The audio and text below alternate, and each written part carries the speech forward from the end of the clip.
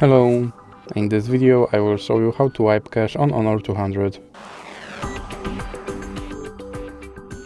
So you have to start by powering off your device.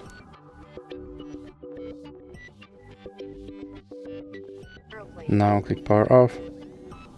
And when your device is completely powered off, you have to press power button and volume up button at the same time.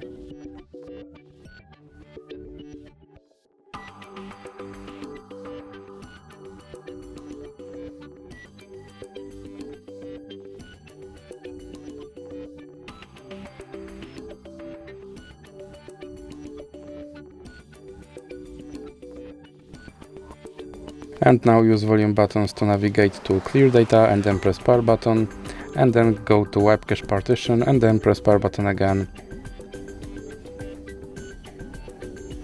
Now you can go to back and press power button and now go to restart.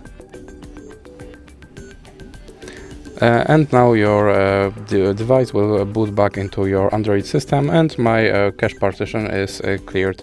So that's it for this video. If you liked it, please remember to leave a like and subscribe.